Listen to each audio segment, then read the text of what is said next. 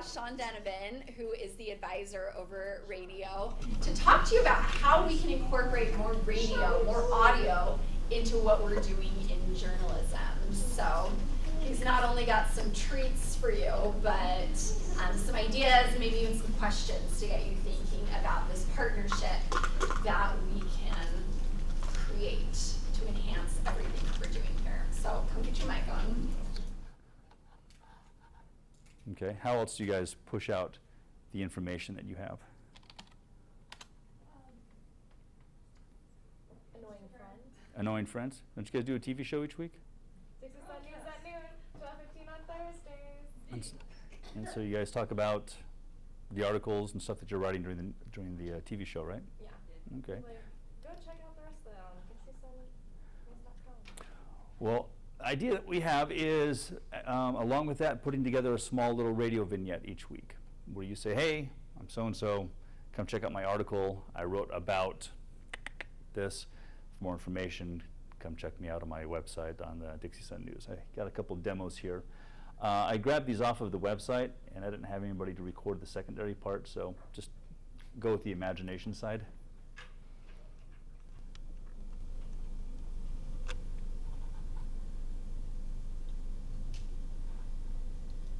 Maybe. Is the audio part turned on below the computer? I don't see it playing anywhere, though.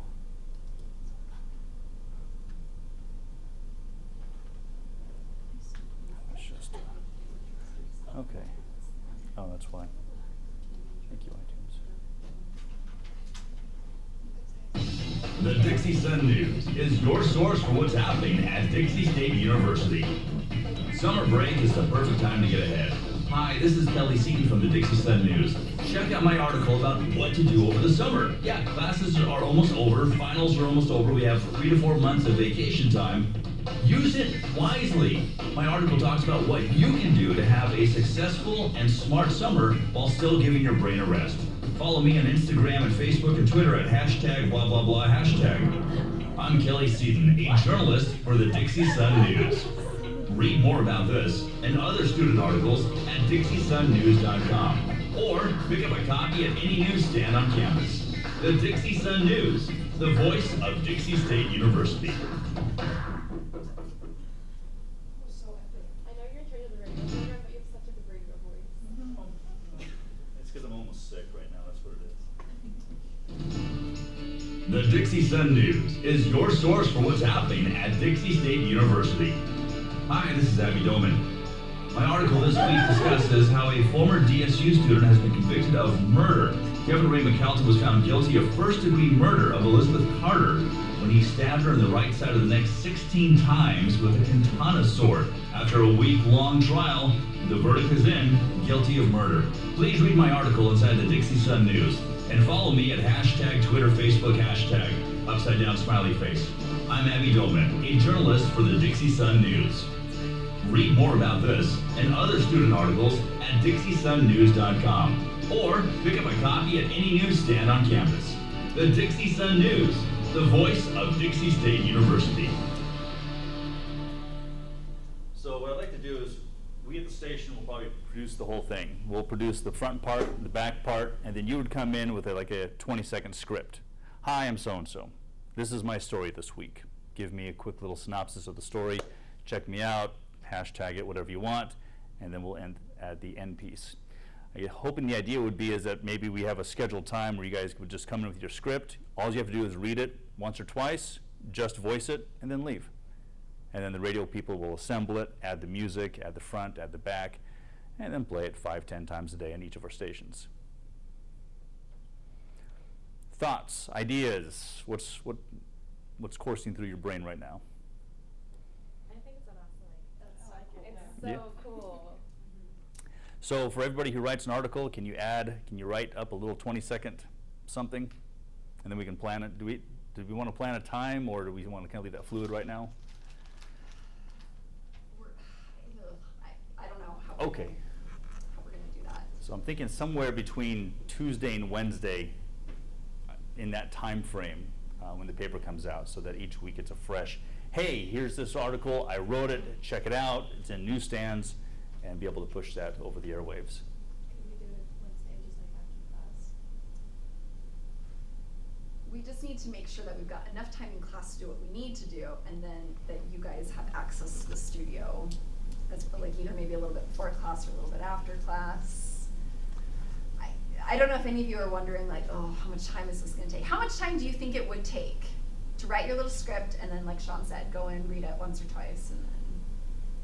You've already written the article. I mean, you've already written the article, and you should know it pretty well to write it really fast, I think.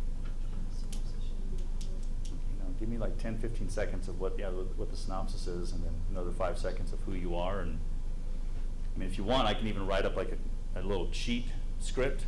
So you have your intro and you have your outro, and then you can just fill in the middle part. Hi, I'm so-and-so. Check me out at blah, blah, blah. And then you fill in the middle part. The only thing with time I'm thinking of, like if we were to do it a little bit before or after class, there might just be a line of students who need their studio time. Well, if you guys if you've written your script and you know what it says, then you can sit down and Crank it out. oh, can I do it again? No, get out. And the key would be to just practice it, you know, a little bit before.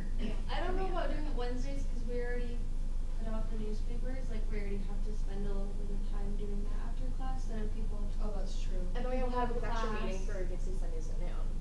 So, I don't know. So if we gave like a window on Tuesday, Window on Tuesday. What about even like for those of you who don't have a class before? I mean, we're meeting at 9 o'clock on Wednesday. You know, some of you might be able to come in a few minutes early and just do it, you know, between 8 and 9 on Wednesdays. But in addition to some maybe Tuesday times. okay. When I find out who's going to be doing all of the production work, and then I can schedule a time with them and have them come in and figure out, okay, what's a good block of time that they will be there, so that all you have to do is walk in with your script, read it, and then leave. Is this something like every person will do every week, or is it like a certain number of students? So like not That's- everyone will do it every week? That's a good question. I don't want it to be every writer Yeah. every week. We're going to need to space it out. Do you think it could be whoever got like story of the week and like whichever Oh, yeah. section? Yeah. Like yeah. That'd be a you good could also idea. compete The with, winners like each week. article of the week. You Yeah. could like Yeah. also get your shot on the radio. Okay. It's like Yeah. the best of the best Yeah. anyway. So they'd have like yeah, you'd have the next pick, the first pick of next week, and you'd also get to go on the radio. That's incentive. Yeah, I'm in. It's good. Good idea. So you're saying that how many articles a week would that Maybe like be? 4 or 5? and we could do a video one too. So yeah, Well, I wouldn't do it for the broadcast, but I'd pick a video to highlight. So yeah, five-ish. Okay. Yeah. Perfect. So in 2 weeks, let's figure that out. So, all right. Option number 2. This is kind of 2 and 3 are kind of meshed together. A live radio show. You guys have done this in the past, years ago. Half hour. You guys come in, expand on your stories, talk more, talk amongst yourselves. You know, make it more of a, you know, what didn't make it inside the paper discussion. Podcast? That's the second part. So it can be a live radio show. So you guys have a scheduled time each week. You guys send in 2 or 3 people. You do the show. Number 2, we have a new podcast studio that's like 99.9% done. And should we make a little tour here in just a second? Finish talking, and then yeah, when you're Okay. done, we'll go take a look at it. So with the podcast studio, I have it set up so we can have 4 mics, and then I have a couple of cameras in there so we can do Facebook and YouTube and any type of very simple video stuff with some web cameras I have set up in there.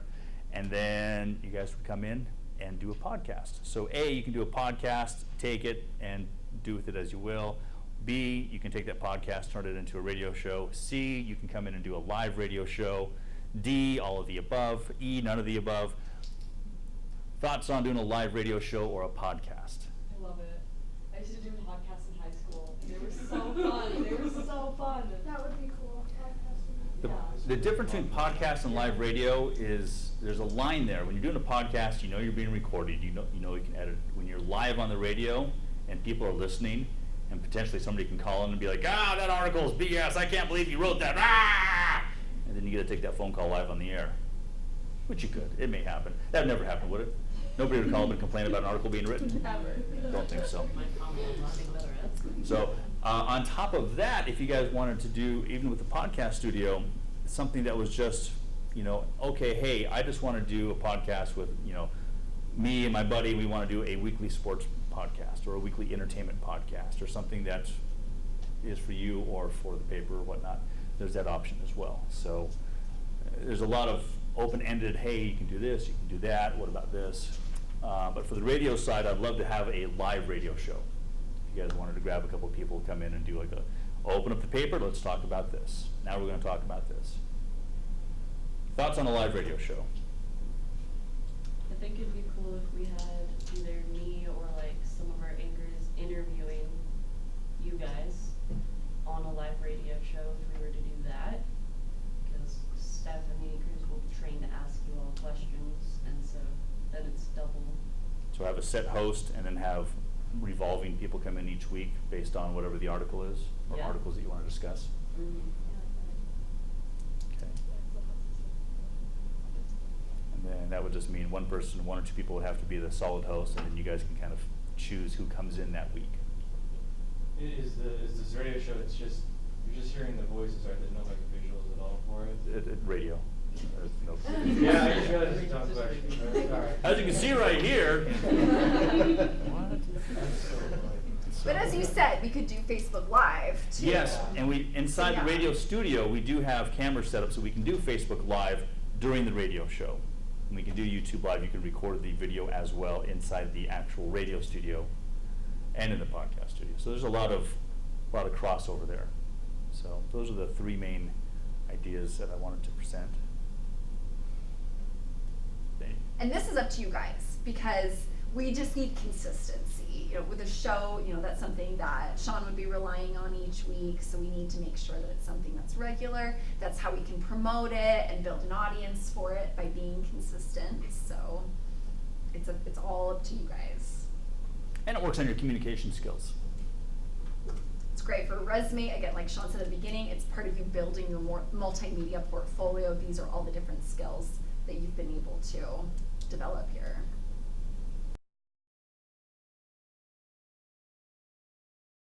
As journalists, you will all be required to contribute social media posts, and this has a couple of purposes.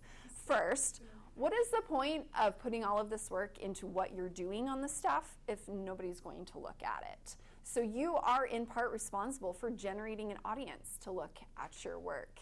It also becomes a little bit of a portfolio. Like, how do you professionally reach out to an audience? How do you promote your own work? So that's something that can be used later to advance your careers.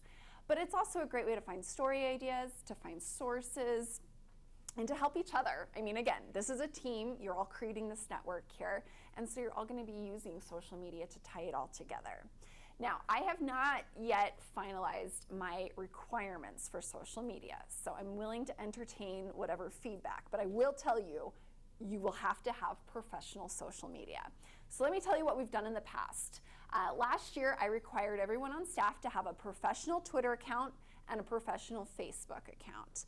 And professional can mean a couple of different things. Like if you have accounts, but you don't really do much with them, well then maybe you want to turn it into a professional account. If you're a pretty avid poster and you put a lot of random stuff out there, potentially dicey stuff out there, I would highly recommend creating new accounts. And actually I misspoke, I said everybody needed a Facebook. Everybody needed a Facebook or Instagram. That's the bad one. And it kind of depends on what your job is on the staff, which one would work better. So for Twitter, everyone was required to post 3 tweets a week. So a week being Sunday through Saturday. 3 tweets a week doesn't sound like a lot, right? Some people really struggled. What are you supposed to tweet about? The stories you're writing. Whatever work you're producing. And I don't just want to say stories because not everyone is writing stories, right? But everybody is doing something on the staff, right? And that's something that you can promote. It's work you want people to see, right? What else are you going to post? Like the newspapers are out, there are these stands, or the Videos.end news is out, or it's about to air. kind of like news alert types of posts. What else? I feel like immaterially, like, we're letting people know about events, so we're not, I mean, they're gonna read the articles about the events or previews about them, but we're also letting the community, know that, like, hey, this is going on. So, like, we're also not just a news alert, but like an event alert almost. And I'd like to think that we can merge this idea of being a news and an event alert, because we're not PR people, right? Our job is not to promote these events. There are other people to do that, and it's not our job to get people to go to the homecoming dance or whatever. But if we can find the news angle, like what is it that's unique about the homecoming dance that people need to know, then that puts a little bit of a twist on it, and it caters to what we do in journalism. What else would you post? I think, for posting, I was like, it's also a good opportunity to find sources and find a community of people when you're looking for things for stories. So we earlier looked at that the new ambulance story, and it didn't have a specific student down. How are you going to find students in the EMS program, especially if you're a freshman, you're brand new to campus, you don't know anybody? How are you going to find an EMS student? Facebook stuff then. Maybe we need to go to social media, right? So we could put a post out there, are you a student in the EMS program? I'm looking to talk to somebody about the new ambulance you're getting. And you could get responses that way. What else? Abby, you were trying to... Yeah, just like breaking news. So like if a bad news is announced, you can tweet about it and be like ads later. Like, hey, What's her face just won Miss Dixie 2019, or the We Do building is on fire, or whatever the case might be. We need to have those breaking news alerts. Christy. So something that I did when I started and I created like my Instagram is I just went through and followed a bunch of people from Dixie. So then Just go to like people Dixie from, Life. yeah, go down and there then follow. people from Dixie are seeing stuff from the newspaper, and then that way you can contact sources, be like, hey, I know you don't know me, but like I do this, and they usually get back to you pretty easy. So You guys are not the only group on campus that's required to be active on social media. There are other students in the same boat. So you kind of need each other. Like I think ambassadors are supposed to be very active on social media. Maybe DSUSA is supposed to be as well. So you all kind of need each other. And that's how you develop a following, because you're thinking, all right, I'm going to create this new account. I've got you all and maybe my parents. Like, who else is going to follow me on Twitter? Well, that's where you start building your audience. You start connecting with other students. Dixie State Athletics, the Multicultural Inclusion Center, different organizations on campus. And that's how you start following local journalists. I've had students in the past who have followed local journalists and have gotten interactions happening there, and the journalists are then looking at them. So it's a great way to network. So yeah, kind of piggybacking off of that, you're also like, when you tag people, like let's just say it was with like some local place in town, you're also creating those connections on social media with like businesses and stuff like that. So they'll see that from other businesses and they might want to reach out to you, like for ad manager. So it's just a big giant promotion for our organization. So like looking at it from a business aspect, when you do reach out to like those other ones, and like I'm friends with tons of student journalists from all over the country. I also look at what they do and I steal their ideas and then I use them, and that's also what it's for. And you do it better. So that's Twitter, and Facebook would work very similarly in terms of your posts. The big thing is you want to share your articles, your videos, your content. But with Facebook, you have the opportunity to be a little bit more personal. With Twitter, it's more just like kind of matter of fact, here's the info, or here's what I'm looking for. With Facebook, maybe you could inject a little bit more of yourself. Like today I talked to somebody from the Diversity Center who really shed light on what a challenge it is to be an international student or whatever. Something that you wouldn't normally put in a story because you're supposed to be objective. But on Facebook, it gives you more of an opportunity to kind of create your own storytelling. And it's a great way to help those people who are in your network kind of get to know you a little bit better as well, and not just the work that you're putting out.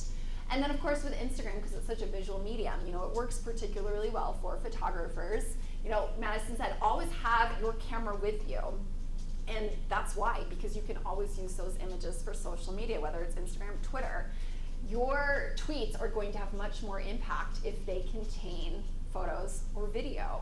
So always being able to have some kind of image to go along with whatever your post is going to create more impact. So let's take a look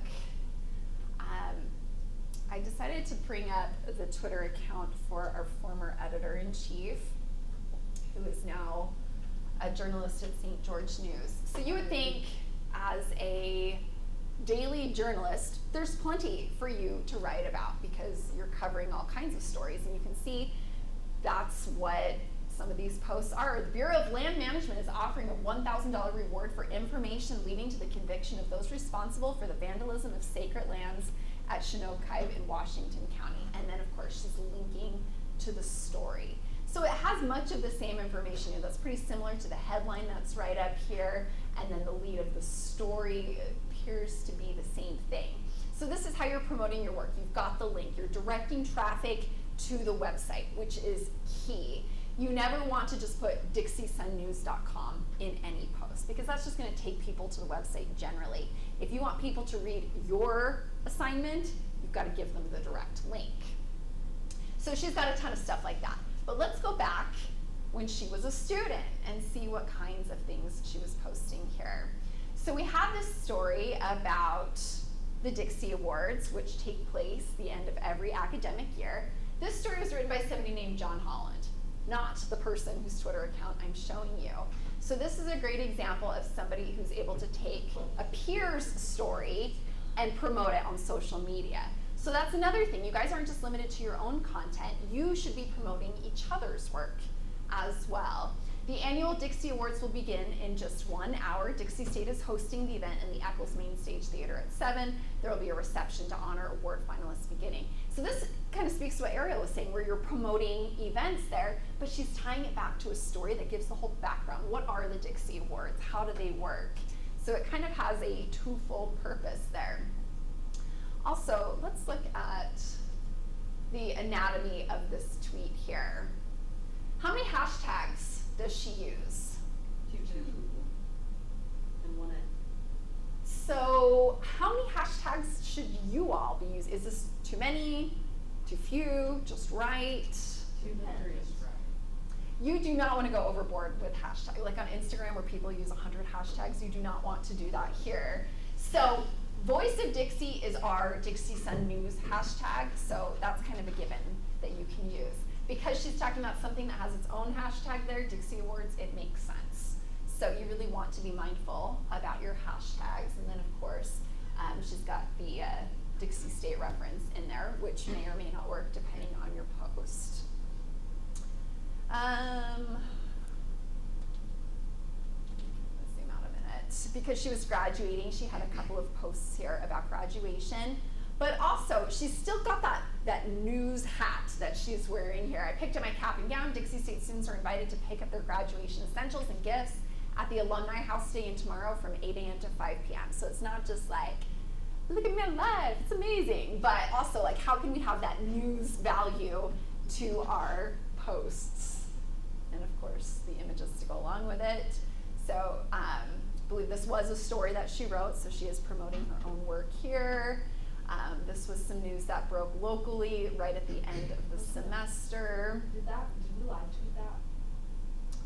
I don't know. You mean on the Dixie Sun Twitter account? I don't know. You were there. You didn't. That was crazy. That was crazy. So yeah, it was what, a knife fight at that youth treatment center, something like that. Canyon School. At the Canyon School. So look at all of these tweets about it. So here was the first one. Red Rock Canyon School is on lockdown after a riot broke out amongst students, according to Standard-Buzz. The number of victims is reported between 16 and 25. It is reported as a stabbing. So this is a breaking news tweet. There is no link because there's no story yet. So as information happens, this is where we get breaking news, right? From social media. You've got the image there, you've got what information is immediately available. Now she's got a video here. Ambulances have blocked off the view, so an update on what's happening here. Sources are reporting that the incident kicked off with a gunshot. Later on, she says there actually was no gun. I mean, isn't that always the case with breaking news? We think we know what's going on, and then the story evolves over time. So we constantly have to be updating our followers as each new event takes place. And I like how she incorporated the multimedia with it. And then when there is St. George News has the video there, so she's put that link in there well. So does that give you a little bit of an idea of what kinds of posts you should be thinking about, Madison? I have one that is not really social media though, but on that night, I don't know if this is ethical, but I got interviewed by a news station. They like mic'd me up and like I got interviewed. Is that ethical for me to do that? What were they asking you They were about? asking me what I had heard. So they were looking at you as a stander-by? Stander-by. Okay. Yes. And that would be fine. You know, Okay, I just wanna make at that sure point that you're I just like a person, right? You just Yeah. happen to be I at was- the right place at the right time, and Yeah, you it had really was. 'Cause I was the information. one that texted both. I didn't know who was editor-in-chief at the time because It was right at that they were transition right at the period, end, and yeah. I was like, I don't know who it is, so I texted both of them and they both showed up. So, but So I was yeah. just there. Yeah, and that raises another point. In the handbook, I talk about an instance where we might need somebody on the staff to comment on something pertaining to the staff, like when we become the news story, which has happened before. So the editor-in-chief is always considered the spokesperson of the staff. So if it was something staff-related, it wouldn't be your place to speak on it, but it wasn't. It was something completely unrelated. Okay. Yeah, the last issue of the semester, you know, we talked about that as an example, so there's lots of things in there. All right, so when it comes to your social media, actually I have a really quick tip sheet, and this is something that I'll put on Canvas so you all can reference it later on. I've got a couple of screen grabs from past semesters of things that have worked before as examples. Asking questions, anything to kind of generate some engagement between you and your audience. What other tools promote engagement on social media? Polls. Inviting people to comment. Okay, inviting people to comment. Replying to someone else who's already talking about it. Okay, so contributing to that conversation, generating that conversation, those are all things you can do to promote engagement there. So here's what I'm talking about when I say Facebook can be a little bit more personal. While writing my article this week, I learned a lot by talking to professors about student personality types. When I first came to Dixie, I was a more introverted student, but I think the supportive environment fostered by the professors and students here definitely helped me come out of my shell. And then she's linked to her story, which is not a first-person story. It's something, like she said, about student personalities in the classroom and how that affects their academics. So here's where you can put a little bit of flavor in there that really wouldn't be appropriate within the story itself. Now, 3 tweets, 2 posts on Facebook or Instagram, and then we had what we would call an engagement, or here you can see it's called an interaction. So we're going a little bit further here. We're not just posting something, but we're taking the initiative to actually start interacting with our audience here. So the student at the time, her name was Ashley, she had written a story about a car share program that was offered to students. And I guess she came across this tweet by Annie. Can someone explain to me how some college students are traveling all over the world and I just use quarters for gas? And she made the connection there, like, oh, that totally relates to my story. I'm going to tweet at Annie and invite her to read my story here. And here's what she wrote. Seriously, it's nice that DSU is offering a car share program. It's tiny, huh? To cut down on gas costs and quarters. And then she linked her story. So basically her way of inviting Annie to check it out because it's relevant to her rant.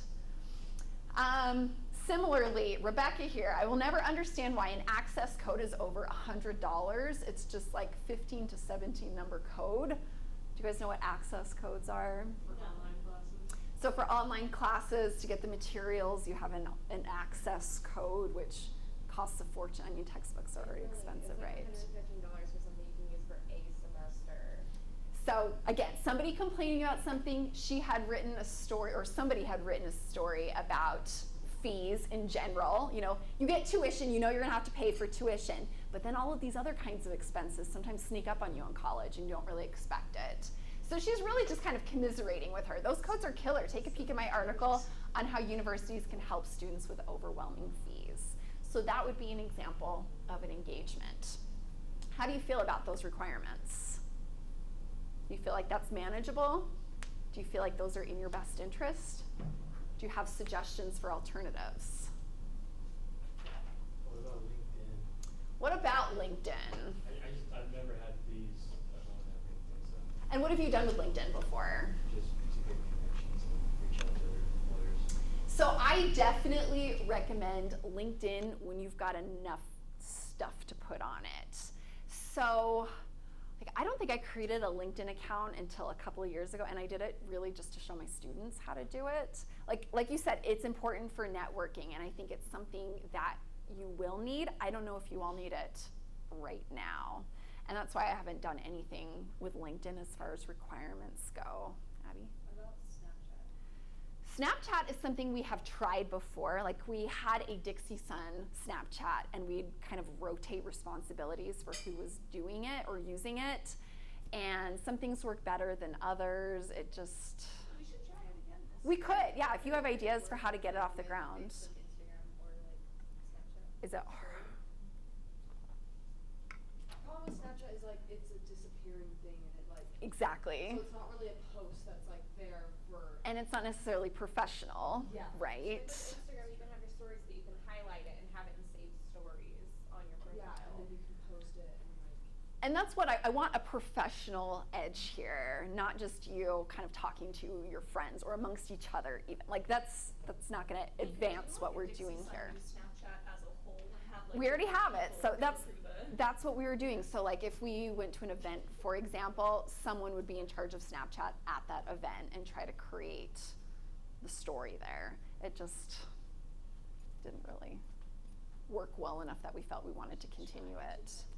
So, If we do the radio with like the Facebook and all of that live, would you count that as an engagement if there's like another person who's like calling in and doing all of that about our articles? Definitely, yeah. I think we could definitely work with something like that. So yeah, I think there's ways to evolve or even enhance these requirements, but I think it's an important part of your training, not just as a journalist, but also as a college student, to really figure out how these social networks work in a professional setting.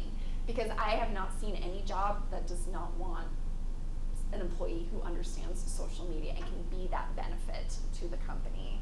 That's what, there's so many internships looking for students who can help people with their social media. It's amazing. Like, people need this skill, so it's a great way for you to develop it.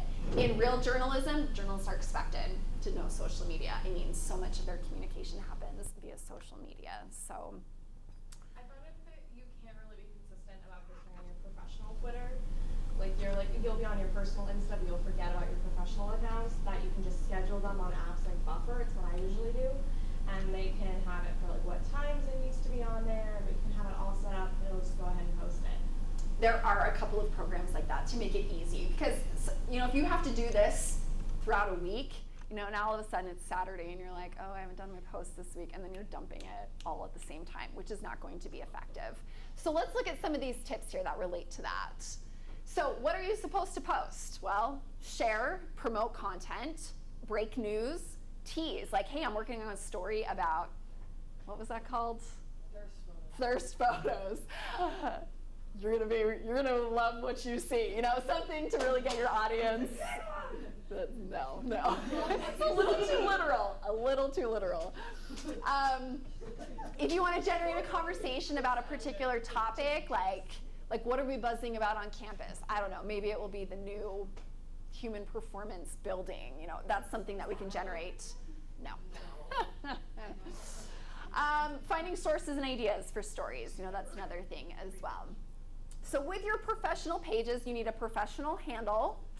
I was looking for Abby's Twitter, just, maybe as an example. You've got quite a few Twitter accounts, my dear. I do. You're like 12. I mean, it's amazing. Your picture is very, very young. So some of you might already have a couple of different social media accounts. Maybe you've needed them for classes. But when I say professional, you want a professional handle. A lot of my students put the word news in their handle. Like, professional journalists will put news in their handle. You may not want to use Dixie Sun because you're not always going to be here, but maybe you want to take your handle with you. Professional photo. Maybe you want to ask one of our staff photographers to help you get an awesome professional photo. And then have a bio that's professional as well. Like I said, always link to the article if that's something you're promoting. Include photos and videos. Don't post in the middle of the night. You're posting when people are active on social media. When is that? 9 a.m., 12 p.m., 2 p.m., 5 p.m. You'd be surprised at how active it can be at night. It's like 8 to 9 p.m. A lot of people are just sitting down. Like,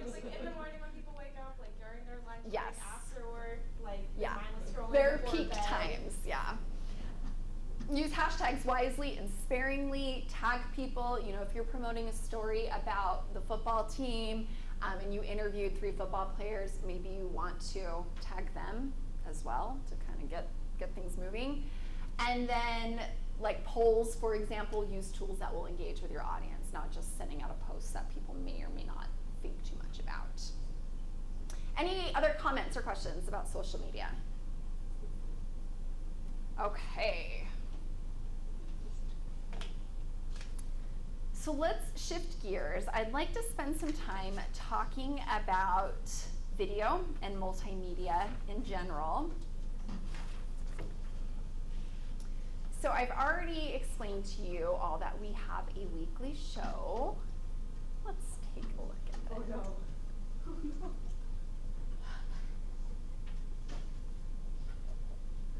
Just so you guys get a little bit of a sense, this is one of our shows from the spring.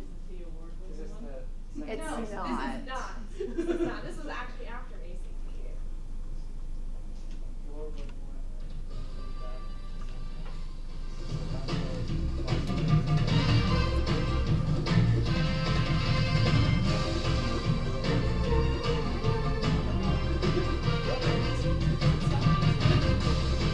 Let's get your pulse rate. Welcome to the Dixie Sundays at Noon. I'm Stephanie Dupar.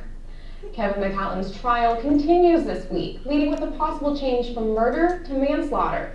A plea deal may be made to lower the sentence, but no official. I'm going to kind of narrate over this. So last semester, Stephanie was our sole anchor. She was a one-woman operation here and did an amazing job.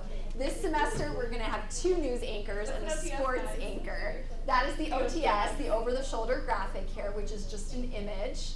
So you can see how images are going to be factored into our news show. So the content that Stephanie is speaking about is what you all will be working on. From the weekly articles in the newspaper to video packages that are produced by our video people, it all comes together. And our anchors write their own scripts, but they're based on the articles that are written by other students or their own. Switched our OTS there. Let's got a couple. Okay, so let's talk about the different types of videos and kind of break down some of the vocabulary that you guys might hear associated with videos. So the first one is a package, which is this fully produced video news story that has kind of all the bells and whistles. So typically in a package, you'll see what's known as a stand-up, where the reporter is standing on camera and maybe introducing the story or maybe even kind of closing it at the end. You're also going to have interviews with sources or sound bites, sounds on tape, a couple of different terms for that. You're also going to have B-roll, which is just the video footage that you see, but you don't have the audio tied to it. And then you also have the voiceover. So as that B-roll is playing, on this video I'm about to show you, you'll hear Stephanie narrating over it. So that's her voiceover or her VO. More information can be found at DixieSunNews.com. Love is in the air and it smells like coffee. The newest addition to St. George, Feel of Coffee, is on a mission to change the beverage scene in southern Utah. The round signs in front of Feel of Coffee are only a tiny detail in a coffee shop that feels like you walked out of the red rocks of southern Utah So here we've got the into video a with the cafe B-roll. in the heart of Europe. Owners and power couple, Joshua and Lisa Fieldlove, were inspired from their trips abroad and wanted to bring back the magic they felt in the coffee shops there. Our goal is to create a space for people to be able to work. Part of the reason it feels like Did you see that graphic that was just on the screen? The lower third, what did it say? Here's where we're talking about ID tags again. You need them for captions, you need them within your stories as you're identifying sources, and then you need them in your videos to identify the people you interview. Such a global experience is because it is one. High quality ingredients are flown in from Italy, Hawaii, and Japan. The reason why barista Jordan Robinson says sets Feel of Coffee apart from other shops like Starbucks. The extracts that we use, the coffee beans that we use, like everything is sourced. So we don't have time to look at the whole thing, But you can see all these different components here. So typically for a package, we want at least 3 interviews. So you saw 2 of them there. Stephanie's got the VO. We did not include a stand-up on this. When we cut videos for the show, when the anchor is also the same person as the reporter in the video, it's kind of weird to see the anchor introduce it, and then you've got the stand-up, and it's the same person in a different outfit. So we do cut those, but for putting this video on our website, if it was there, we would want the stand-up. So for these kinds of videos, we really need 2 cuts, one with the stand-up and one without, if it's an anchor. If it's anybody else, the stand-up should just always be there. I will say about the audio, we actually had them physically turn down the music in the store, and it was still that loud. It was so loud. Interesting. Had them actually turn down the music for like a few of the interviews, and I can't it believe just was how still loud it still so is. loud. So that's a lesson right there. You always have to be thinking about the audio on your video. I always remember somebody who shot a stand-up in the Hazy building next door. There's a fountain on the main floor. It sounded like freaking Niagara Falls in the background. So, it seems like nice. Oh, it's so tranquil, the water, but it's like a train on your audio. So you really want to be thoughtful about that. How long should a package be? About 90 seconds total, 1:30, so 1.5 minutes. Have you guys watched videos longer than that? Like, I don't have a short attention, or I do have a short attention span, probably like many of you. So videos that start running multiple minutes, you're like, all right, let's wrap it. So a lot of these tips that I'm summarizing right here are also in your handbook. I talk about video on page 10. So we looked at the package. Let's talk about some of the other video types. Let's talk about an MOS, which stands for Man on the Street. So instead of putting all these components together, you're spending more of your time on these interviews getting feedback on a particular topic. So this video was about recommendations on shows to watch over the summer. Are you looking for binge-worthy shows to watch over summer? If so, check out these students' recommendations. There's your stand-up. I recommend Unbreakable Kimmy Schmidt's comedy about this girl who gets kidnapped and put into a So cult. she did layer some B-roll here, because if all we saw was this guy talking for however long he's talking, that's a long time to be looking at the same thing. So now we see him, we see his ID tags.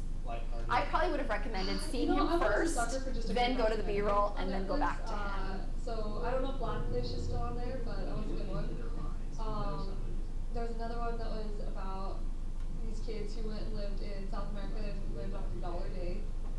It's where this film student, he went and lived in South America. One of the hardest things about an MOS is finding that B-roll to go with the interviews. Because this is about TV shows, it kind of figured itself out. But if you're asking students about their favorite homemade Christmas gifts, what kind of video do you need? You really need video of them making those gifts, and that's a little bit more complicated than what we've got up here. So that can be the tricky part, really thinking critically about what kind of video is going to be good. Because like I said, just watching that person talk the whole time, it's not interesting. Nobody wants to see that. Okay, so the video just continues on like that. She talks to a few more students on their recommendations. Okay, let me show you guys something different. So we had a feature here. There was a guy who worked in IT who was in a rock band, and you probably wouldn't think like an IT person would be like an interesting musician. I felt like it was a little bit different. So we had this whole feature on him. So there's the story, there's the photos. So we've got this true multimedia package. So let's look at the video. Hi, I'm Rich Robbins. I'm a systems administrator here at Dixie University. I've worked here for 13 years and I'm playing music on the side. I'm playing a few bands, playing a couple bands in Las Vegas. I have a lot of fun with those guys and we gig around town, and I also play in a band here in St. George. I believe I was about 10 or 11. I just happened to come upon the family acoustic guitar. I picked it up and I just started strumming it. I didn't have any idea what I was doing, but I just loved the sound of it. I remember just being so fascinated with just the tone and the sound of an acoustic guitar.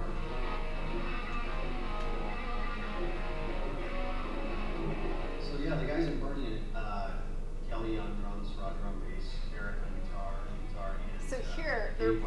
actually did go to Vegas to shoot footage from the concert. Band is half of that band is also in U2LB. So actually more than half, 3 of those members are in U2LB. Except we kind of switch roles a little bit. The drummer Kelly actually played bass in U2LB. Okay, I'm gonna stop a little bit early. What made this video different from the last ones that we looked at? It's not a standout. Okay, so the reporter is not in it at all. You don't see her, you don't hear her. What else? There's creative aspects as far as like graphics behind a person or covering them. It's very open as far as like the creative side. It's not like formatted like a package. So yeah, with a package, I mean, it's pretty cut and dry in terms of what you're doing. I mean, you were creative in your camera angles and the way you edited things, but there's no special effects. You know, you just kind of put all the ingredients together and it's straightforward. Here, she had a lot more options with what she wanted to do, and I believe she shot him in one of the studios in this building that just has the white background. She put the text on the screen, you know, stuff like that. So I don't know if you want to call this more of kind of like a documentary style, but this is Maria. Oh, okay. Yeah. Well, I was about to say, like, the difference is there's only one source in this. Yeah, because it's a profile. It's all about him, and for certain assignments, that would be okay. So while we have kind of our rules and our guidelines for videos, there's absolutely good opportunity to break those rules or to deviate from those standards. So we just need to make sure that the stories are, or we play to the strength of the story and let the medium fit the story as opposed to forcing the video or the story or whatever to fit the topic. Any other comments or questions about this? Okay, so our video editor will be the one responsible for coming up with video assignments and having the vision for what assignments need to be more of the package or the MOS or something more creative like this. Some of our videos will be standalone, which means there's no written component. Other times we'll have more of this multimedia function where we've got a story, we've got a video, and we've got photos. And then we're playing all of them on all of our media. So we've got the story and photos in the newspaper, we've got all of those on the website, and then we've got the video on the news show. And we could figure out how to incorporate that into our radio show or whatever we end up doing there as well. So some guidelines I have for you on page 10 of your handbook when it comes to video. We will have a standard lower third graphic that everybody needs to use. I don't know, we had one at the end of spring that we may or may not make tweaks to. Yeah, it should be on the drive, I think, unless you guys took it off. It's on the drive. Wait, what are you looking for? The lower third. So on the Google Drive, there was a folder that had video components in it, so kind of the same standard graphics that we need for every video. You'll be able to find them all in one spot. If you are doing a stand-up, you need to be really careful about this. All stand-ups need to have the same out cue. For Dixie Sun News, I'm, and then state your name. You don't want to say, I'm so-and-so for Dixie Sun News, or for the Dixie, however you're phrasing it, we need to make sure it's uniform in every video. So we want to be careful about that. What's the correct one? For Dixie Sun News, I'm, Blah, blah, blah. yes. Now, for stand-ups, you do need to be mindful of your appearance. If you're not in the video, well then I guess it doesn't entirely matter what you look like. I've had a number of students who are just, you know, like on their way to the gym and like, I'm gonna go shoot my stand-up. And gym attire would be great if your story is about going to the gym. But if it's about something entirely different, I really want you to put thought into your appearance. So like it's also really, it gives off the vibe. In our broadcast, we have them dressed in suit and tie and like as professional as possible. So when it goes to a video and you're just in a t-shirt and jeans, it doesn't look as good when you transition to that. But it has to fit the story. You know, you don't want to overdress for your stand-up either. Like if it's, you're on a pumpkin patch, you know, don't wear your heels to the pumpkin patch. You know, that doesn't make sense. So you want to think about what's going to be appropriate. I had a student a couple years ago that I think was writing about a skydiving business in town, and she shot her stand-up sitting inside the plane wearing the jumpsuit, which was perfect. So anytime you can cater your stand-up to that setting, that's gonna be a win. Also, guys with the hats, I just hate hats in general when we can't see your, like for presentations, do you ever have teachers say no hats if you're giving a speech or a presentation? Because we can't see your face. So that's something else to be mindful of. Not only do you need good audio, you obviously need good lighting. For a while, we had a string of videos where people were shooting stand-ups in the hallways in this building. dark hallways in the evening. Like if you are writing, or if your story is about like spooky hallways in campus buildings, great. That was not what the story was about. But it's because they left their stand-ups to the last minute. And it's like, crap, I need a stand-up. What am I gonna do? Well, shoot it outside the newsroom. So that should not be your go-to strategy. Also, for things like an MOS, you might only have 5 people who need to be on camera. It might take you like a solid 12 people to find good sound bites that you actually want to use. So don't just say, I just need to find 5 people, get their interviews done. You might need to spend a little bit more time. And that goes for any kind of interview. You just never know what people are gonna say. We have had people use their phones for video, which has worked really well. But like I said, we also have professional equipment, the cameras, the tripods, which I would encourage you guys to use, because having those extra skills, knowing how to use that professional equipment is just, something else that you learn in your experience here. Always tell your sources where to look. They want to look at the camera. But where should sources actually look when it comes to video? They should be looking at you, the reporters. So you want that camera off to the side. And if you are using a phone, you're probably gonna hold it right in front of you, so looking at you versus looking at the camera might be kind of one and the same. So be mindful of that. Also, one thing that sources do, like if they're sitting in a swivel chair, what's the temptation? They've got their nervous habits or whatever, you're gonna have to shut it down. So if you are shooting somebody who is giving you an interview and they're just swiveling all around, don't be afraid to stop it, bring it to their attention. It's like talking to a child, please sit still for this interview. But it's going to make for so much better video if you get rid of any of those kind of weird things. You cannot cover it all with B-roll.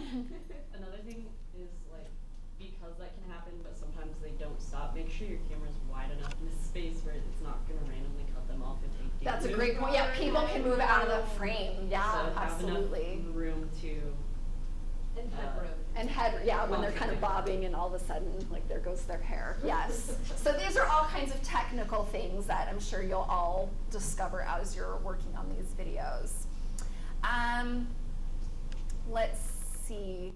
I would have people shoot probably one stand-up and just use it when they probably should have reshot it, whether they're stumbling over their words or maybe they just kind of look awkward or whatever the case might be.